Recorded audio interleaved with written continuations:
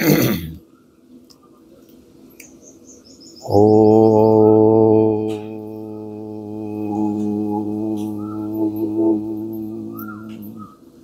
पूर्णमदः पूर्णमिदं पूर्णात् पूर्णमुदच्यते पूर्णस्य पूर्णमादाय पूर्णमेवावशिष्यते। ओम शांति शांति शांति। यह हाल में ही 15 ये सप्ताह है मैंने इसकी शुरुआत नववर्ष से हुई है। इसका आज 10वां दिन है। 9 दिन तक नवरात्र मनाया गया। 9 दुर्गा की आराधना हुई। दुर्गा शक्ति स्वरूपा है। शक्ति की आराधना की आवश्यकता है। शक्तिहीन समाज, शक्तिहीन व्यक्ति, शक्तिहीन देश का विनाश होता है। वह शक्ति 2 ढंग की होती है, एक आसुरी शक्ति और एक देवी शक्ति। इसमें दोनों शक्ति का लोग उत्थान कर सकता है। आसुरी शक्ति का जो कि तांत्रिक मांत्रिक इत्यादि क्या करते हैं, और देवी शक्ति का जो विष्णु इत्यादि क्या करते हैं। कि नवरात्र में एक विशेष बात ये रहती है, एक शक्ति की आवश्यकता पड़ती है। समाज में काम करते करते लोग शक्ति का ह्रास करते हैं। तो शक्ति की जो आवश्यकता है वह है देवी शक्ति की आराधना का नितांत आवश्यक है। आज जो हमारा समाज है या देश का की स्थिति है, वह विश्व की जो स्थिति है वह बहुत ही विचारणीय है। मानव अपनी मानवता को खो चुका है। अधिकांश लोग अपने कर्तव्य से विमुख हो गए हैं। सामंजस्यता का अभाव है, प्रेम का अभाव है, सौहार्दता का अभाव है,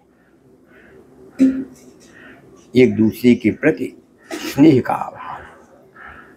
क्योंकि मनुष्य स्वार्थी हो गया है, अपने भोग लालसा की तुष्टि के लिए ही पड़ा हुआ है। चाहे वो व्यक्ति हो, चाहे वो समाज हो, चाहे वो पार्टी हो, चाहे वो संस्था हो, चाहे वो सामाजिक संगठन हो, चाहे धार्मिक संगठन हो, सबके सब एक निजी संकीर्णतावादी स्वार्थ में डूब गया है। ऐसे में समाज की जो स्थिति होनी चाहिए वह पूरी, असमाज कहीं नहीं है। चारों बगल से समाज टूट गया है। जो बांधने वाली शक्तियां थी, जो बाइंडिंग एनर्जी था, वह एनर्जी डिसइंटीग्रेट करा रही। राजा अपने गद्दी के लिए कुछ कर सकता है, विरोधी अपने स्वार्थ के लिए कुछ कर सकता है। जितने भी व्यक्ति हैं वह अपने अपने स्वार्थ में लगे हुए हैं। ऐसी हालत में जब हम अभी पहले समाज और देश की बात करें तो यही समाज की बात देखें। ये हरिद्वार की ही बात ले लें। हरिद्वार गंगा द्वार कहलाता है। गंगा के नाम से ही हरिद्वार की प्रशस्त है और इसीलिए लोग आता है। यदि आज गंगा सूख जाए तो हरिद्वार कोई नहीं आएगा। लेकिन वही हरिद्वार में गंगा नष्ट हो रही है, उसे कोई नहीं देखता, सब स्नान करके चला जाता है। और सबसे बड़ी बात क्या है कि गंगा को नष्ट करने वाली शक्तियां हरिद्वार में आकर के वोट मांग रही है। और हरिद्वार का जनता धन पिपास है। हम किसी पॉलिटिकल पार्टी से मतलब नहीं रखते हैं, हम राजनीति से मतलब नहीं रखते हैं,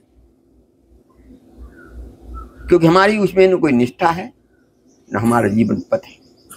लेकिन धर्म में निष्ठा है, धर्म में आस्था है, और धर्म सब पर शासन करता है। शुद्ध कहती है कि सत्य से बड़ा कोई धर्म नहीं है। राजा अपने को बड़ा शक्तिशाली समझता है, वह सब पर शासन करता है, लेकिन धर्म राजा पर भी शासन करता है। जब संगता बढ़ जाती है, धर्म विभिन्न रूपों में अपना काम करता है, और जो मनीषी होते हैं वह इस बात को तुरंत समझ जाते हैं कि अब की जो स्थिति हो रही है वह धर्म अपना रूप दिखा रहा है। जब राजा अत्याचारी होता है, सबसे पहला महामारी इत्यादि फैलती है, लोगों का अकाल मृत्यु होता है।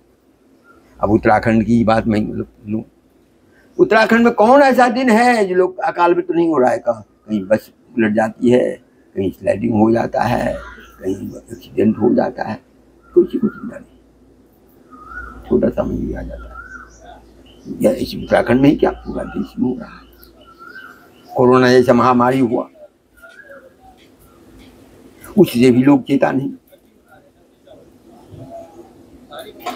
अभी डॉक्टर साहब कह रहे हैं ऑटिज्म एक ऐसा बीमारी चला है जो पूरे विश्व में फैल गया है, बच्चे को ही नष्ट कर रहा है। इनका सटीक इलाज है, बहुत से लोग आते हैं, इसलिए इनको देश विदेश के लोग यहाँ इलाज करते के लिए आते हैं।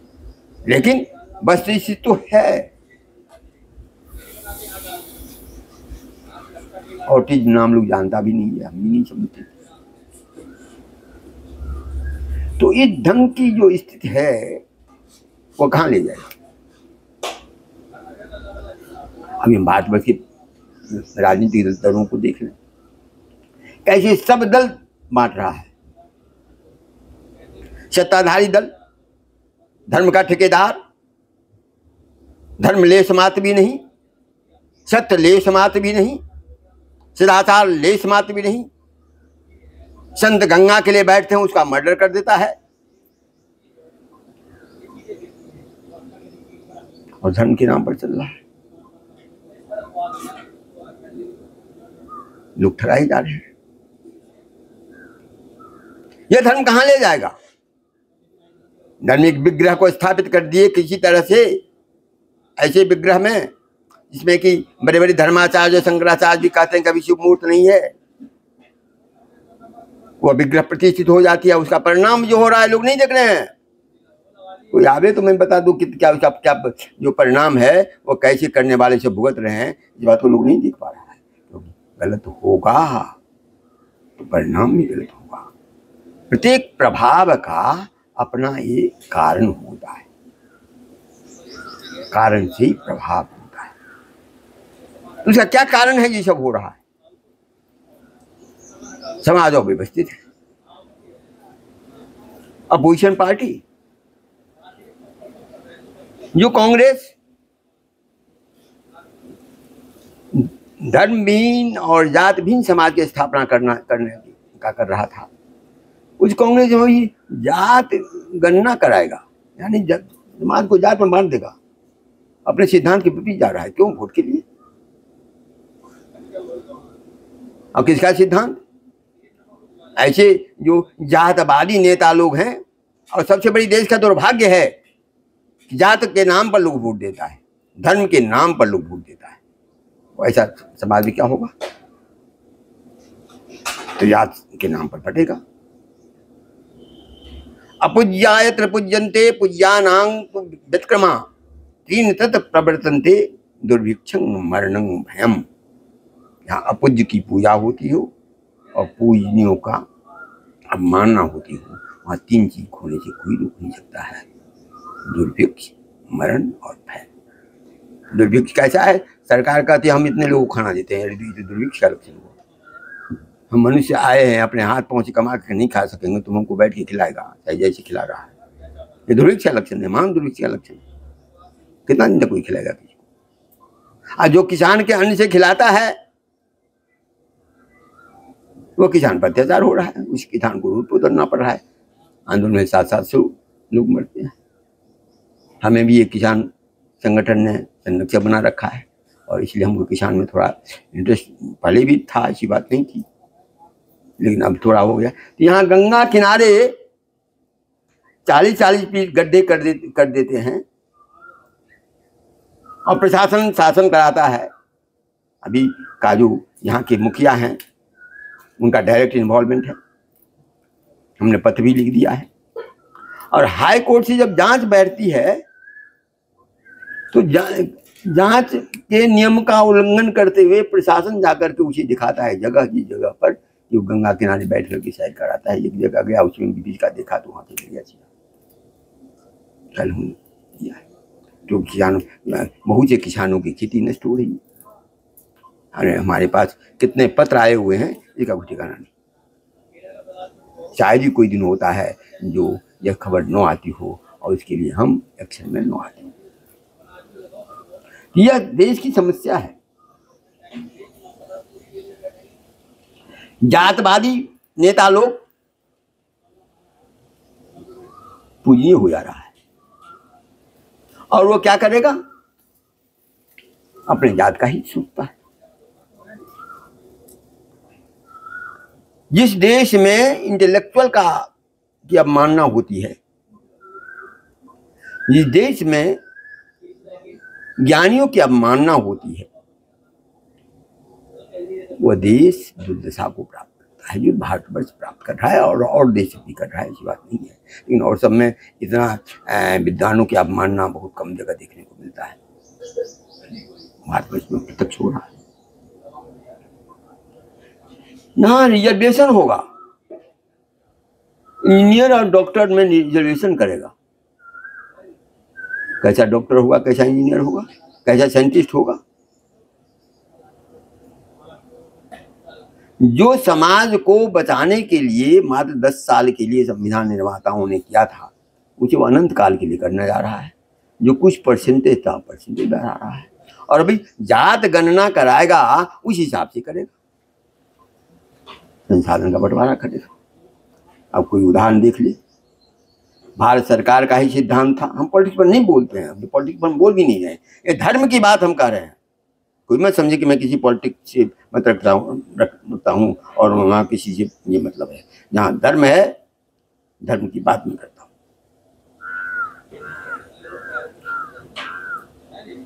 फैमिली प्लानिंग चलाया, जो संभ्रांत पढ़े लिखे लोग थे फैमिली प्लानिंग में आ गए, 2 बच्चे पैदा करना शुरू किए। जो उच्छृंखल था, भोगवादी था, भोग में लिप्त रहता था, वो 10-10 बच्चे पैदा कर लिए। स्वाभाविक है, उसको ऐसे में तो नियम है कि जहां कम है उसको प्रोत्साहन दे। अब वह कम बच्चे पैदा करके संसाधन को बचाया है, और जो उच्छृंखल भोग करके समाज में विच्छृंखलता उत्पन्न किया है, उसका वोट हो गया, उसी पर आरक्षण हो जाएगा। तो तुम्हारे पॉलिसी का जिसने पालन किया, तुम उस पर कुठाराघात कर रहा है। हमको किसी जात से मतलब नहीं है, लेकिन सत्य सत्य होता है। इस ढंग से समाज टूट रहा है, समाज न टूट रहा है। भारतवर्ष में एक तो वैज्ञानिक है ही नहीं, अब जो अच्छे वैज्ञानिक हैं वो विदेश चले जा रहे हैं, यहाँ उनको कोई पूछता नहीं है। और जो है भी उसी सरकार कहती है ऐसा रिपोर्ट तैयार करो। हमें तो, मैं कलकत्ता में एक वैज्ञानिक ने स्वीकार किया, मंच से स्वीकार किया कि हमने मंच से कहा था कि हाँ, हम लोगों को कहा जाता है कि ऐसा रिपोर्ट तैयार करो, हम लोग वैसा रिपोर्ट तैयार करते हैं। और ये जात पर, धर्म पर, स्वार्थ पर स्थित व्यक्ति उसको शासन करता है। तो ऐसे में समाज की क्या स्थिति? तो ऐसे जब समाज विकृत होता है तो 2 चीज कंट्रोल करता है। अभी के समाज में कह रहा हूं, एक होता है कि आजकल के समय में मीडिया तंत्र है, साहित्य को समाज का दर्पण कहा जाता था। तो साहित्य के मैंने जो पत्रकार होते थे वह सही बात को रखते थे, जनमानस में ये रहता था। आज पत्रकार की क्या गति है वो हम नहीं कहें, कौन नहीं जानता। अब पत्रकार में भी दो ढंग की श्रेणियां हैं। एक दो है वो सरकार के विरोधी केवल करता रहता है, और एक सरकार के पक्ष में करता रहता है। ऐसा बहुत कम पत्रकार है जो दोनों की समीक्षा को करता हो कि हाँ ये है वहाँ वो है, उसमें ही बट गया है, लाइन बट गया है। ये भी ठीक नहीं है। सरकार निष्पक्ष होना चाहिए। जिसकी हम प्रशंसा करते हैं उसमें भी दोष होता है। अभी कोई राहुल गांधी से पूछे ना, तुम किस कांग्रेस की बात करता है?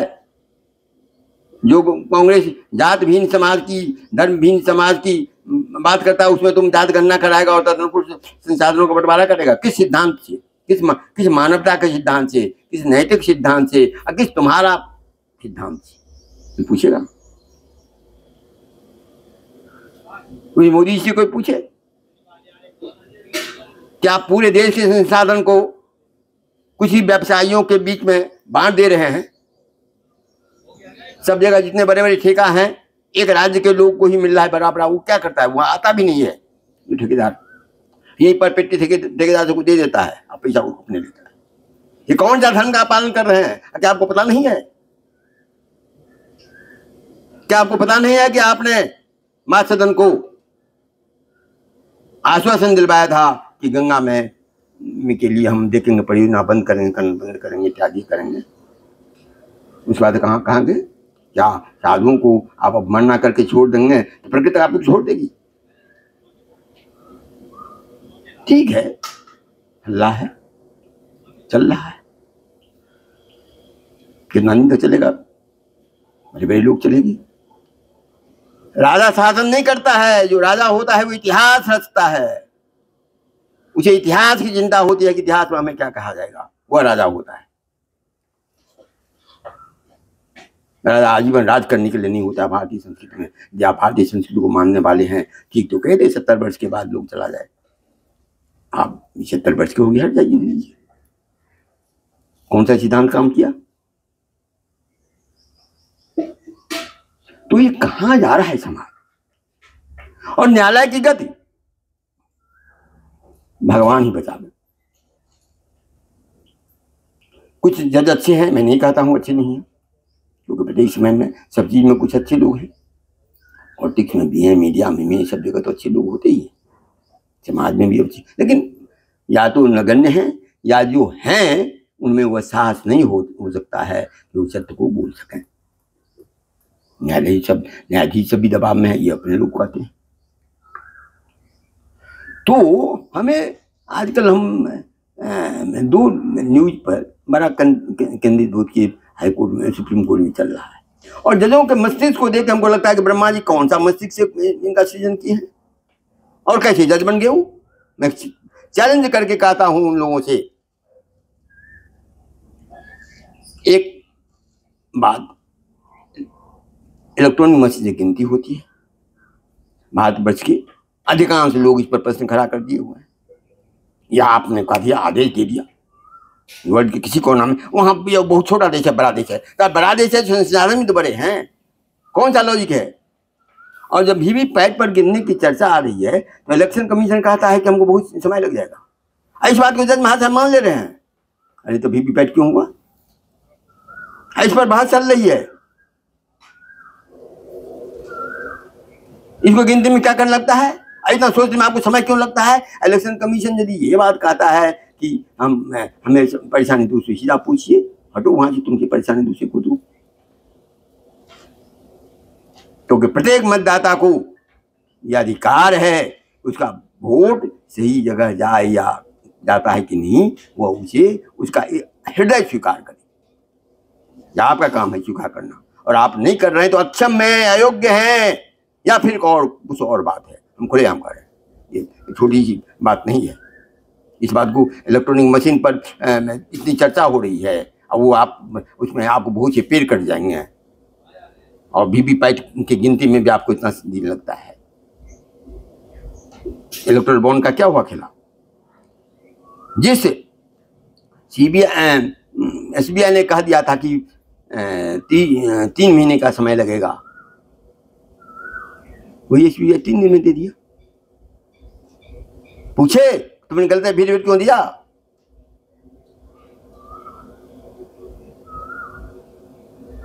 और दूसरा केस देख रहे हैं, एक रामदेव का केस है। ये भी अद्भुत है। अद्भुत किस रूप में है? ठीक है, गलती किया, कोरोनिल का आविष्कार क्या गलती नहीं मानते हैं। एलोपैथिक में बहुत सी ऐसी दवाइयां होती हैं जो काम नहीं करता है और लोग चल देता है। वो सही है या गलत है इसका हमको ज्ञान नहीं है। सही क्या गलत क्या इसका हमको ज्ञान नहीं है। वो आदेश हुआ था, ये बात सत्य है और पालन करना चाहिए।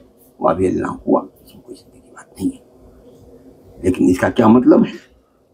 अवहेलना तो बहुत होना चाहिए, फैनों का कुछ बहुत। अवहेलना तो ध्वनि प्रदूषण पर है और आदित्यनाथ खुलेआम कहते हैं कि नहीं डीजे बजेगा और सुप्रीम कोर्ट का आदेश है।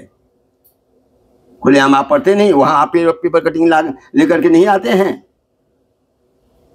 क्योंकि रामदेव साधु है, जो कुछ है साधु भेष में तो है। और उसको जैसे थाना में सप्ताह में बुलाया जाता है क्रिमिनल को, हार्डकोर क्रिमिनल को, वैसे व्यवसाय तो उसका कम बड़ा नहीं है, बहुत बड़ा व्यवसाय है। वही बालकृष्ण का हम किताब देख रहे हैं, चाहे जैसे लिखा हो, बहुत बढ़िया मैंने किताब सब लिखे हुए हैं। उसके मैन को डिबेट करते हैं। एक दिन हुआ, माफी मांगा, बाबा कहते हैं माफी मांगो, और दूसरी बहने माफ नहीं किए। अभी कहते हैं सार्वजनिक माफी मांगो, हम तुमको छोड़े नहीं है, तो सार्वजनिक माफी नहीं, हम नहीं देंगे। अरे भैया आपका कैसा मस्तिष्क है? या इस मस्तिष्क से यदि कोई न्यायाधीश हो जाके बैठ जाता है तो उस न्याय का गला घोटता है, घोटा हो जाता है, वो देश के लिए दुर्भाग्य है। हम खुले मन से कर रहे हैं, जिनको जो करना हो। हमको कोई, हम साधु हैं, सत्य बोलने से हमको ब्रह्मा जी नहीं रोक सकते हैं। और ये मेरा अंतःकरण की पुकार है कि देश की अभी ऐसी स्थिति हो गई है। इसे पहले देखिए मैं बोलता हूँ, लेकिन इस टाइप का खुलेआम नहीं बोलता हूँ, क्योंकि नवरात्र मैंने यह अनुभव किया है कि वातावरण एकदम से अशांतमय हो चला है, असत्य का हो चला है, झूठ का हो चला है, फरेबों का हो सका है, दगाबाजियों का हो सकता है, धोखेबाजियों का हो रहा है, या वही चारों बल फैला हुआ है। मैंने प्रत्यक्ष अनुभव किया इस नवरात्र में। तब हम इस आक्रोश में इस बात को बोल रहे हैं। तो दोनों मीडिया गया।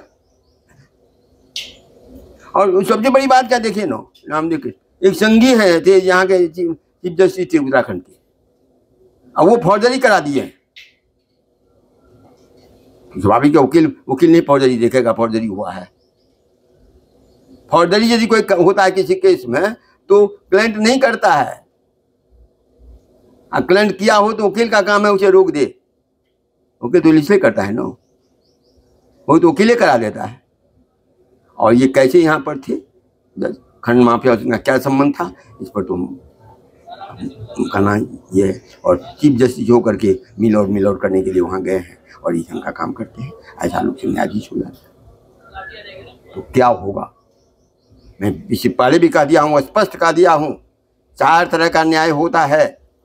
वैयक्तिक न्याय, सामाजिक न्याय, प्रशासनिक न्याय, शासकीय न्याय और प्राकृतिक न्याय। जब मनुष्य वैयक्तिक न्याय खो देता है, यानी व्यक्ति अपने भीतर की जो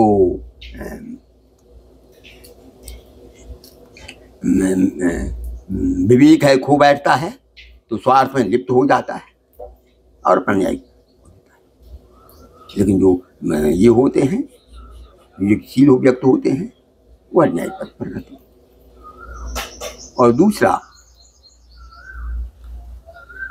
सामाजिक न्याय।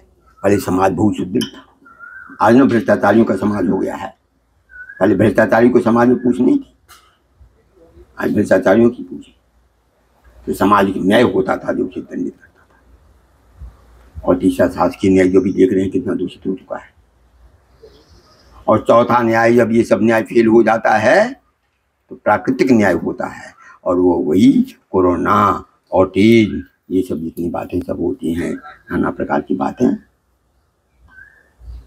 तूफान, नाना प्रकार के थंडरिंग, नाना प्रकार की बातें हैं जो हो रही है और जिसे कोई रोक नहीं सकता। तो इसलिए अब प्रश्न उठता है कि समस्या बहुत गंभीर है, रग रग में ये चीज व्याप्त हो गया है।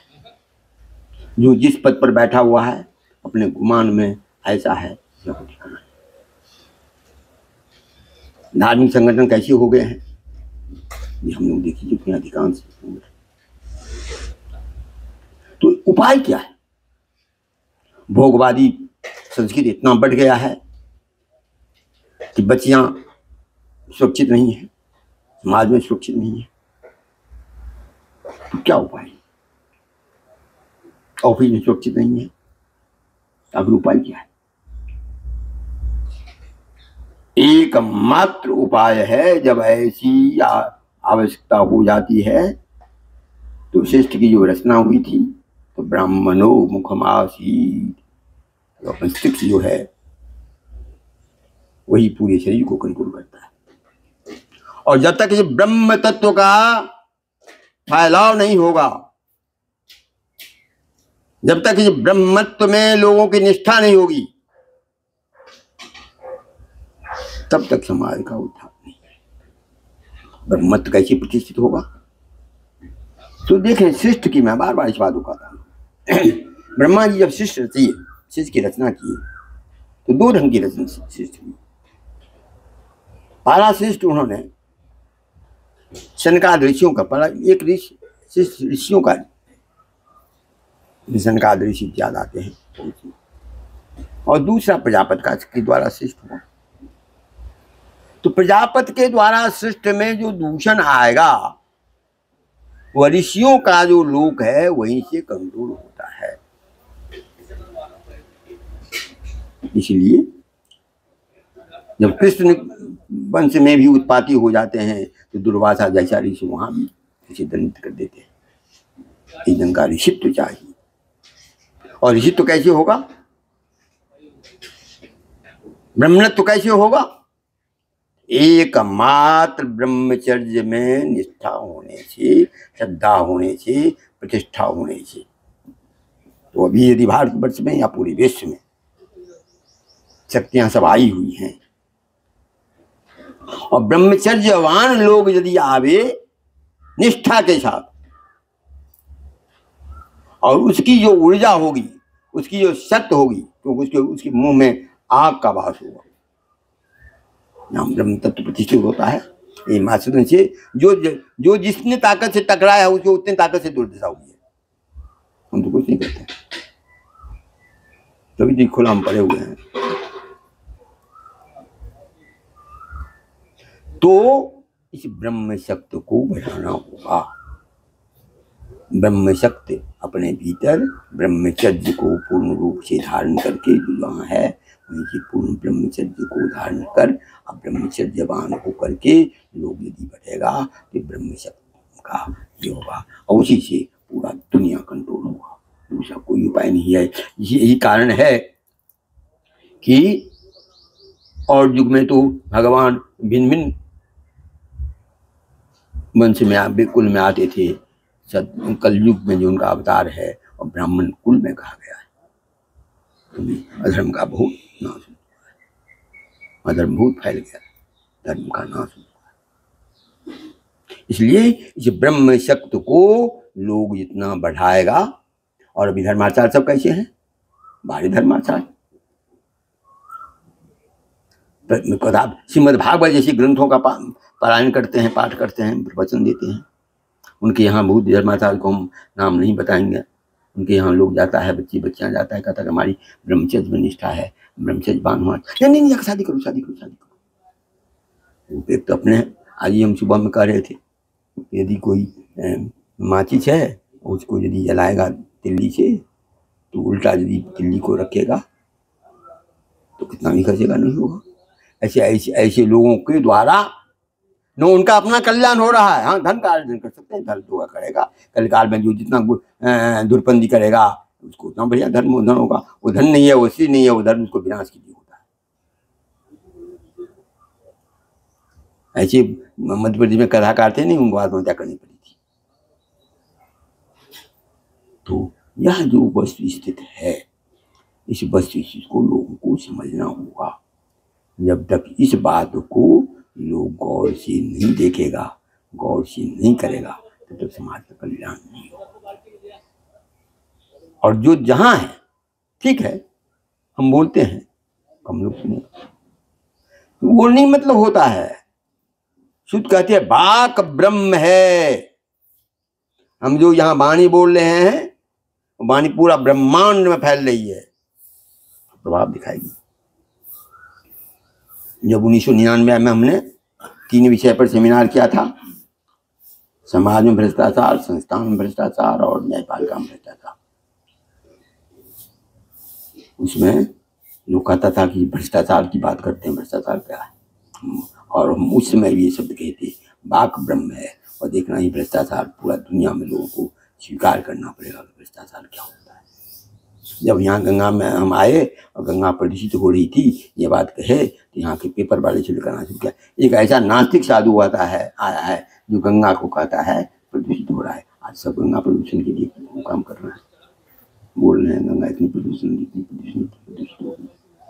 तो यहाँ से जो वाणी निकलेगी, उस वाणी को किसी को सामर्थ्य नहीं है उसे दबाएगा, फैलेगा, क्योंकि हम नहीं कुछ बोल रहे हैं, हम उस विराट पुरुष के उस अंश में के रूप में हैं। हम उससे अपने आप को जुड़े हुए हैं कि वहाँ की जो आवाज है, वहाँ की जो वाणी है, वहाँ की संवेदना है, वहाँ का जो तरंग है, उस तरंग को हम पकड़ करके और वाक रूप में इसे हम कर रहे हैं। इसलिए इसे रोकने वाला कोई नहीं होगा। इसलिए जो जहाँ है वो चेते, नहीं चेते। मैं बार बार कहता हूँ कि भूमि चुप में आया है, यो नो द्विषत पृथ्वी या पृथन्यात वह विदासान मनसा यो वदेनो तन्नो भूमे रंध्य पूर्वकृत्वरी। हे भूमे, जो तुमसे द्वेष करता है, जो हम लोगों से द्वेष करता है, जो पर्यावरण को नष्ट करता है, प्रकृति को नष्ट करता है, जो इसको नष्ट करने का व्यूह रचना करता है या उसको नष्ट करने का चेष्टा करता है, तन्नो भूमे रंध्या, ये भूमे, उसे तुम रांध दो। जैसे खीर पकाया जाता है, सब्जी पकाई जाती है, रांध दो उसे, क्योंकि तुम पहले से ये करती आ रही हो। इसलिए इतिहास देखो, इतिहास क्या कहता है। तो यहाँ से ये वाणी कह रहे हैं, अपनी मेरी वाणी नहीं है।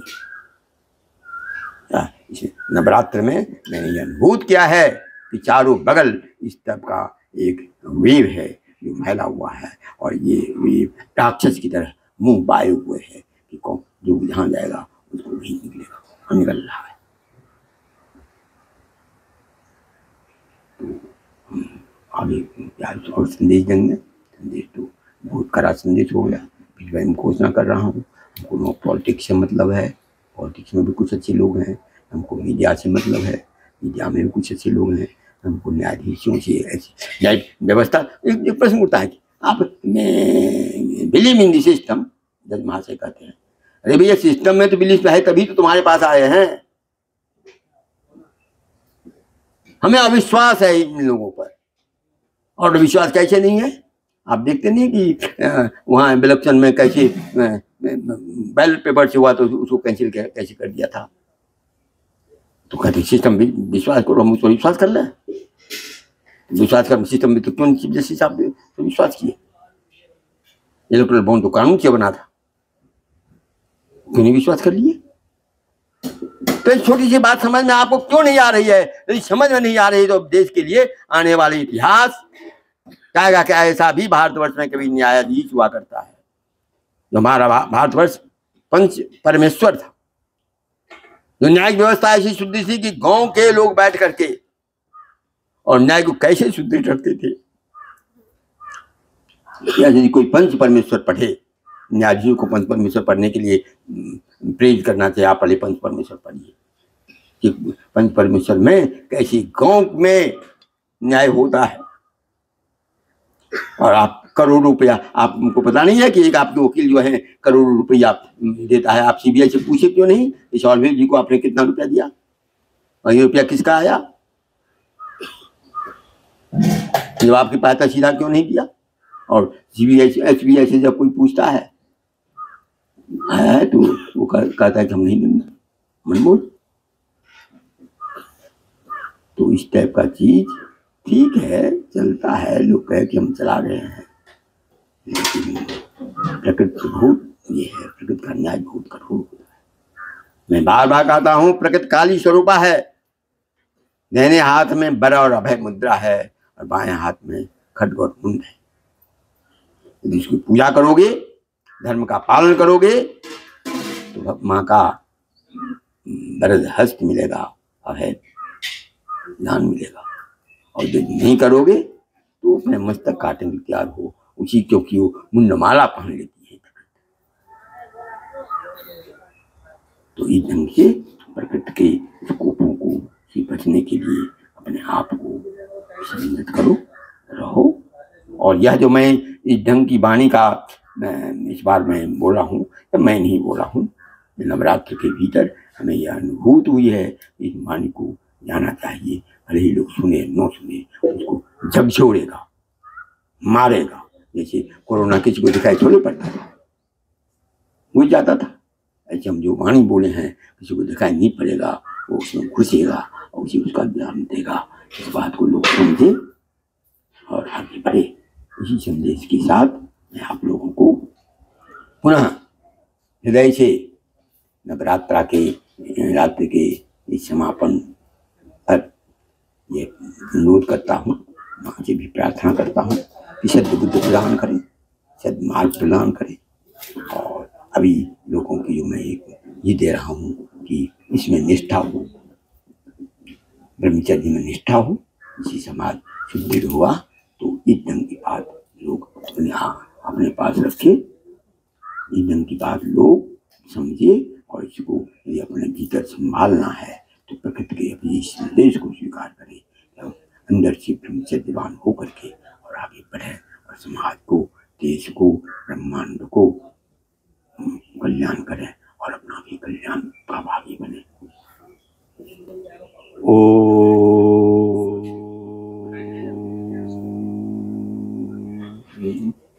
शांति शांति शांति।